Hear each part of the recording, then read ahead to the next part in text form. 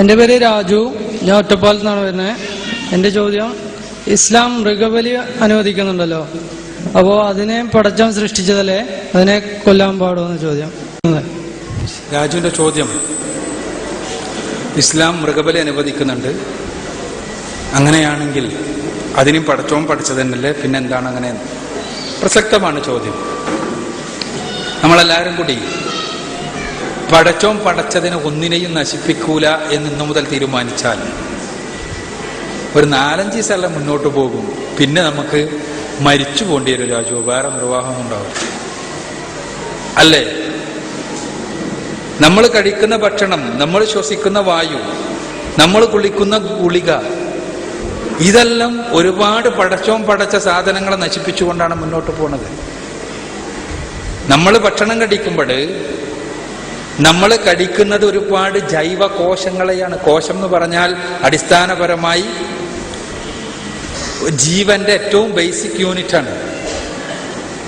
അപ്പൊ ഓരോ ഭക്ഷണം കഴിക്കുമ്പോഴും ലക്ഷക്കണക്കിന് കോശങ്ങളെ നമ്മൾ കൊന്നൊടുക്കുന്നു. അതോടൊപ്പം തന്നെ നമ്മൾ ശ്വസിക്കുമ്പോൾ ചെറിയ സൂക്ഷ്മാണുക്കൾ നമ്മളുടെ ശ്ലേഷ്മത്തിൽ തട്ടുന്നു, അത് ചത്തുപോകുന്നു. അതിനാണ് പടച്ചവന്റെ ഈ സംവിധാനമല്ല. അപ്പൊ ശ്വസിക്കണ്ടെന്ന് തീരുമാനിക്കേണ്ടി വരും. പിന്നെ വെള്ളം കുടിക്കുമ്പോഴും തദൈവ, വെള്ളം ഒരു നല്ലൊരു ലെൻസ് വെച്ച് നോക്കിയാൽ മതി, മൈക്രോസ്കോപ്പ് ഒന്നും വേണ്ട, അപ്പൊ തന്നെ കാണാം അതിലെന്തൊക്കെ ടൈപ്പ് ജീവിയുണ്ട്.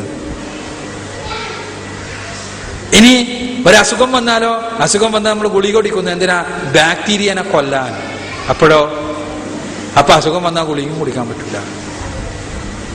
ഞാൻ പറഞ്ഞു വരുന്നത്, നമുക്കൊരു സുന്ദരമായി തോന്നുന്ന ആശയം അത് പ്രായോഗികം കൂടിയാവണം. ഇസ്ലാമിനെ സംബന്ധിച്ചിടത്തോളം ഇസ്ലാം പ്രകൃതിപരമായ ആശയമാണ്, പ്രായോഗികമായ ആശയമാണ്. ഒരിക്കലും അപ്രായോഗികത ഇസ്ലാമിലില്ല. അയാൾക്ക് എന്തെങ്കിലും രോഗം ഉണ്ടെങ്കിൽ വെറും പച്ചക്കറി ഭക്ഷണം മാത്രം കഴിച്ചുകൊണ്ട് ജീവിക്കുന്നതിന് ഇസ്ലാം എതിർത്തിട്ടില്ല. അയാൾക്ക് എന്തെങ്കിലും പ്രയാസമുണ്ട്, മാംസഭക്ഷണം കഴിക്കുന്നത്, എങ്കിൽ വെജിറ്റേറിയനാണ് ഞാനൊന്നും കഴിക്കില്ല എന്നൊരാൾ തീരുമാനിച്ചാൽ മതപരമായി അയാൾക്ക് വലിയൊരു കുറ്റുണ്ട് എന്നൊന്നും ഇസ്ലാം പറഞ്ഞിട്ടില്ല. എന്നാൽ മാംസഭക്ഷണം പാടില്ല എന്ന വീക്ഷണത്തെ ഇസ്ലാം എതിർക്കുന്നു. എന്തുകൊണ്ടെന്നാൽ അത് പ്രകൃതിയുടെ നിയമമാണ്. നിങ്ങൾ ആലോചിച്ച് നോക്കുക, പ്രകൃതിയിൽ തന്നെ എന്താണ്? പരസ്പരം തിന്നും കൊന്നുമാണ് നിലനിൽക്കുന്നത്. സസ്യബുക്കുകൾ സസ്യം തിന്നു, മാംസബുക്കുകളോ പടച്ചോൻ തന്നെ അല്ല സിംഹത്തെ സൃഷ്ടിച്ചത്, പടച്ചോൻ തന്നെ മാനിനെ സൃഷ്ടിച്ചത്.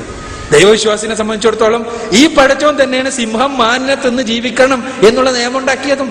അല്ല സിംഹത്തിനോട് നമ്മൾ നീ വെജിറ്റേറിയൻ ആകണം എന്ന് പറഞ്ഞാൽ നടക്കുവോ? അപ്പോ ഈ നിയമം പ്രകൃതിപരമാണ്. ആ നിയമത്തിൽ മനുഷ്യൻ എവിടെയാണ് സ്ഥിതി ചെയ്യുന്നതെന്നാണ് പിന്നെ നമുക്ക് നോക്കാനുള്ളത്. മനുഷ്യൻ എവിടെയാണ് സ്ഥിതി ചെയ്യുന്നത്? അവിടെ മനുഷ്യന് പടച്ചവൻ നൽകിയിട്ടുള്ള സംവിധാനങ്ങൾ എന്തിനുള്ളതാണ്? അത് നമുക്ക് മനസ്സിലാക്കാൻ കഴിയും. നിങ്ങൾക്ക് വളരെ സിമ്പിളായിട്ട് ഞാൻ പറഞ്ഞുതരാം. നിങ്ങളൊരു മാംസ ബുക്കിന്റെ വായ ഇങ്ങനെ തുറന്നു നോക്കുക, മാംസം മാത്രം തിന്നുന്ന ജീവിന്റെ വായ, അതിന്റെ പല്ലൊന്ന് നോക്കുക. സസ്യ ബുക്കിന്റെ വായും തുറന്നു നോക്കുക, ഒരാടിനെ തുറന്നു നോക്കിയാൽ മതി, അതിന്റെ പല്ലും നോക്കുക. എന്നിട്ട് മനുഷ്യന്റെ വായിലെ പല്ലും നോക്കുക. ഈ 2 തരം പല്ലുകളും പടച്ചവൻ മനുഷ്യന് നൽകിയിട്ടുണ്ട്. സസ്യബുക്കിന്റെ പല്ല്, അതേ തരത്തിലുള്ള കുറച്ച് പല്ലുകൾ നമുക്കുണ്ട്. മാംസബുക്കിന്റെ പല്ല്, അതേ തരത്തിലുള്ള കുറച്ച് പല്ലുകളുണ്ട്. അപ്പൊ ഇത് രണ്ടും തിന്നാൻ പറ്റുന്ന രൂപത്തിലാണ് മനുഷ്യന്റെ പല്ല് മുതൽക്കുള്ള ഘടന. പിന്നെ നിങ്ങൾ ആലോചിച്ച് നോക്കുക, ഒരു സസ്യബുക്കിന് നിങ്ങൾ എത്ര മാംസഭക്ഷണം കൊടുത്താലും അത് ദഹിപ്പിക്കാൻ സാധ്യമല്ല. അത് ദഹിപ്പിക്കാൻ വേണ്ടി നമ്മൾ മരുന്നെല്ലാം കൊടുത്തുകാണ് ഉണ്ടാക്കിയാൽ അത് വലിയ അപകടം ഉണ്ടാക്കും. അത് അമേരിക്കയിലെല്ലാം ചില പരീക്ഷണങ്ങൾ നടത്തിയിട്ട് വമ്പിച്ച പ്രശ്നങ്ങൾ ഉണ്ടാക്കുക ചെയ്തത്. അതേപോലെ തന്നെ മാംസബുക്കിന് സസ്യഭക്ഷണം കൊടുത്താലും. എന്നാൽ മനുഷ്യന് വേവിച്ച മാംസം കൊണ്ടൊരു പ്രശ്നം ഉണ്ടാകണില്ല. വേവിച്ച മാംസം മനുഷ്യന്റെ ദഹനേന്ദ്രിയത്തിന് സ്വീകരിക്കാൻ സാധിക്കുന്നതാണ്. അത് വേവിച്ച മാംസം. അതന്നെയാണ് പടച്ചവൻ പറഞ്ഞത്. അപ്പോ അവിടെ മനുഷ്യനെ സംബന്ധിച്ചിടത്തോളം പടച്ച തമ്പുരാന്റെ സൃഷ്ടിയിൽ തന്നെ ഉള്ളതാണ് അവന് ഇത് ഭക്ഷിക്കാമെന്നുള്ളത്. ഇനി നിങ്ങൾ ആലോചിച്ച് നോക്കുക, ലോകത്ത് മനുഷ്യരൊന്നും മാംസഭക്ഷണം കഴിക്കണ്ടാന്ന് തീരുമാനിച്ചു എന്ന് വിചാരിക്കുക, എങ്കിൽ ഏറ്റവും വലിയ പ്രശ്നമായിരിക്കും ഇവിടെ ഉണ്ടാവുക. കാരണം മനുഷ്യർ കഴിക്കുന്ന മാംസങ്ങളുള്ള ജീവികൾ വളരെ വേഗത്തിൽ പെറ്റുപെരുകുന്ന രൂപത്തിലാണുള്ളത്. നിങ്ങൾ ആലോചിച്ച് നോക്കുക, എത്ര കാലമായി മനുഷ്യൻ ഈ കോഴിയിറച്ചിയും ഈ ആട്ടിറച്ചിയും അതേപോലെ മാട്ടിറച്ചിയെല്ലാം കഴിക്കാൻ തുടങ്ങിയിട്ട്. എന്നിട്ട് അതിന് വല്ല വംശനാശവും വന്നിട്ടുണ്ടോ?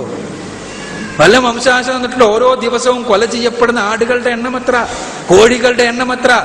അതേസമയം നമ്മൾ തോക്കുമായി കാട്ടിലിറങ്ങിയാൽ ഏതെങ്കിലും ജീവിനെ സ്ഥിരമായി അനാവശ്യമായി കൊന്നു നശിപ്പിച്ചാൽ അതിന് വംശനാശം സംഭവിക്കുന്നു. അത് മനുഷ്യന് ആവശ്യമുള്ളതല്ല. അതുകൊണ്ട് മനുഷ്യനാവശ്യമുള്ള ഭക്ഷണത്തിന് ഉപയോഗിക്കുന്ന ഏത് വസ്തു എടുത്തു നോക്കിയാലും അതിന് വംശനാശമില്ല എന്ന് മാത്രമല്ല, അത് അനിയന്ത്രിതമായി പെട്ടുവരികയാണ്. അപ്പൊ അത് തന്നെ നമുക്ക് മനസ്സിലാക്കി തരുന്നത് പടച്ചോൻ മനുഷ്യനക്ക് വേണ്ടി തന്നെ സൃഷ്ടിച്ചിട്ടുള്ള ജീവികളാണ് ഇവ എന്നാണ്. പിന്നുള്ള പ്രശ്നം അവക്ക് വേദനയില്ലേ, അവയ്ക്കും പ്രശ്നമില്ലേ എന്നുള്ളതാണ്.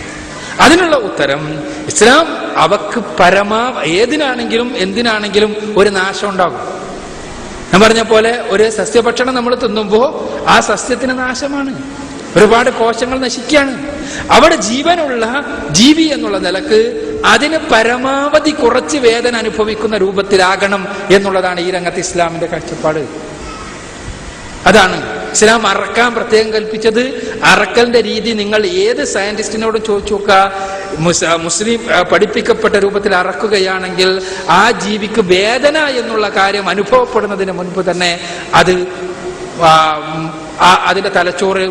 അതിന്റെ തലച്ചോറും ഹൃദയവും തമ്മിലുള്ള ബന്ധം വേർപ്പെടുകയും തീർച്ചയായും പിന്നെ വേദന അനുഭവിക്കാതെയുള്ള മരണമായിരിക്കും ഉണ്ടാവുക എന്നുള്ളതാണ്.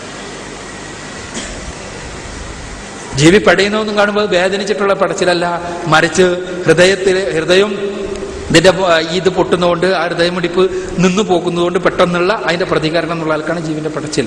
അത് അല്ലാതെ ഇറക്കുന്നത് അത്